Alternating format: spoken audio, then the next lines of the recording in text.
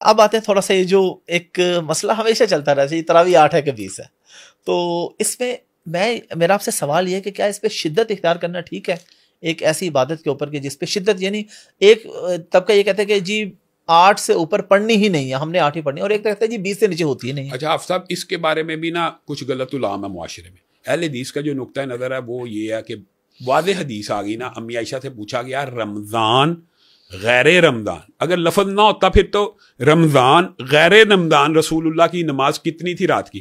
آپ نے کہا 11 رکعت ہے۔ اس کے اوپر سارے مسالک کا اتفاق ہے۔ ہم یہ کہتے ہیں، یہ جو آپ دوسری بات سمجھتے ہیں نا کہ 11 سے زیادہ نہیں پڑھنی، یہ بات غلط العام ہے۔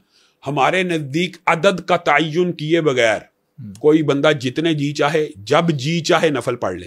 مثال ہے، ایک مجھے حاجت ہے تو میں صلاۃ حاجت 2 رکعت پڑھوں، کون مجھے روک سکتا ہے؟ مجھے حاجت ہی اس وقت ہے، میں پریشانی میں بھی پھنسا ہوں تو میں جب مرضی 2 رکعت پڑھوں، میں جتنے مرضی نوافل پڑھوں، اللہ رب العزت کوئی مجھے نہیں سوچ۔ ہمارا اختلاف بنیادی طور پہ یہ ہے کہ آپ نے جو 20 کا عدد مقرر کیا ہے یہ کہاں سے مقرر کیا؟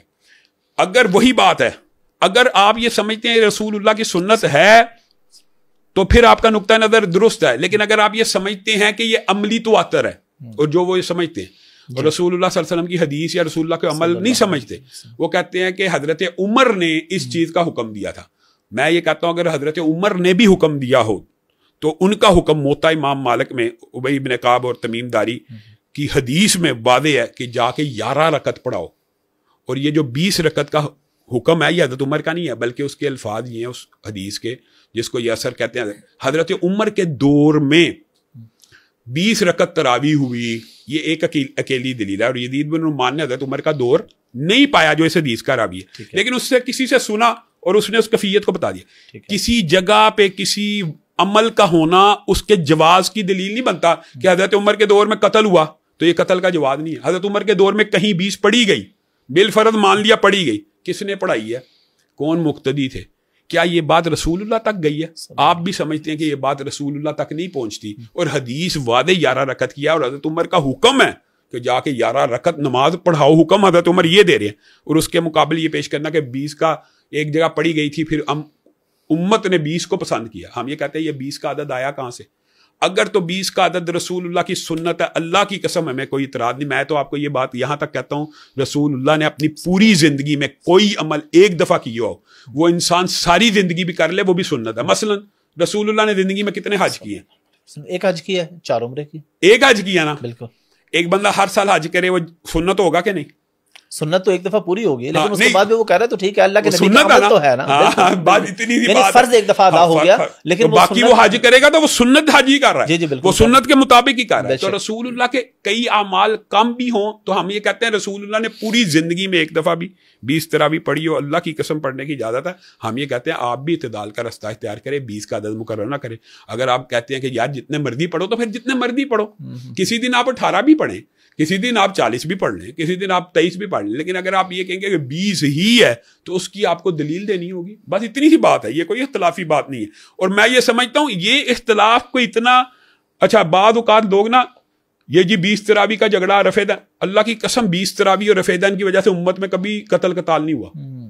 آپ سمجھتے ہیں معاشرے میں اس بات، ہم اکٹھے نمازیں پڑھتے ہیں، مثلا دیوبندی علماء اور اہل حدیث علماء ہم اکٹھے نمازیں پڑھتے ہیں، ایک دوسرے سے ملتے ہیں، ہم تو کبھی نہیں ایک دوسرے کو اس وجہ سے کافر کہتے ہیں آپ نے 20 کیوں پڑھی ہے، یہ قطعاً ایسی بات نہیں ہے۔ اس لیے ان اختلافات کو بھی ہائی لائٹ اور پروموٹ کر کے یہ کچھ لوگ ایک اس کام کی ان کی ڈیوٹی لگی ہوئی ہے کہ شاید یہ کفر اسلام کا مسئلہ، بالکل نہیں ہے۔ الحمدللہ معتدل علماء وہاں پہ بھی موجود ہے، یہاں پہ بھی موجود ہے، ان کا موقف ہے، وہ اپنے دلائل دیں، ہم اپنے دلائل دیں۔ ان جو فروعی اختلافات ہیں نا ان میں اپنا اپنا موقف رکھنے میں قطعاً کوئی حرج بھی نہیں ہے، حرج بھی کیا حرج ہے؟ کوئی حرج نہیں، اس سے کوئی نہ کفر اسلام کی جنگ ہو رہی ہے نہ ایک دوسرے کو ہم کافر کہہ رہے ہیں۔ ہاں لیکن آپ کی بات اہم ہے کہ نفرتیں پیدا ہو جاتی ہیں کہ شاید یہ نفرت نہیں ہونی چاہیے، آئیں اس عقیدے پہ آ جائیں کہ لوگوں کو کہیں ٹھیک ہے، آپ بھی یہ کہیں کہ بھائی 20 تراویح ہم اس لیے پڑھتے ہیں کہ رسول اللہ کی سنت ہے، ٹھیک ہے، آپ کا ہمارا نقطہ نظر ایک ہو جائے گا۔ تراویح سنت ہے کہ فرض ہے، اور اس کا روزے سے کیا تعلق ہے؟ یعنی ابھی تو الحمدللہ یہ شعور آ چکا ہے لوگوں میں مطلب چیزیں صحیح پتہ چل چکی ہیں۔ ایک دور تھا ہم یہ سنتے تھے کہ اگر آپ نے تراویح نہیں پڑھی تو آپ کو روزہ ہی نہیں ہوا، تو اب یہ الحمدللہ چیزیں کلیئر ہو رہی ہیں۔ بنیادی طور پہ تراویح کی جو فضائل ہے نا، یہ تو ایک پوری کتاب ہے قیام اللیل، یہاں پہ پڑھی بھی ہوئی ہے۔ تو سب سے عام فہم جو حدیث ہے جو ہم سب کو آتی ہے کہ من قام رمضان ایمانا و احتسابا غفر لہ ما تقدم من ذنبہ، جو بندہ صرف رمضان کی ان 29 یا 30 راتوں میں یہ پڑھ لیتا ہے تو صاحب کا سارا گناہ معاف ہو جاتے ہیں۔ تو فضائل تو ہیں لیکن فرض نہیں ہے، نفلی عبادت ہے۔ رسول اللہ صلی اللہ علیہ وسلم نے 3 دن پڑھی۔ اب دیکھیں یہ بھی کتنی بڑی دلیل ہے، رسول اللہ نے 3 دن پڑھی، ہم 30 دن پڑھیں تو سنت کے خلاف ہے؟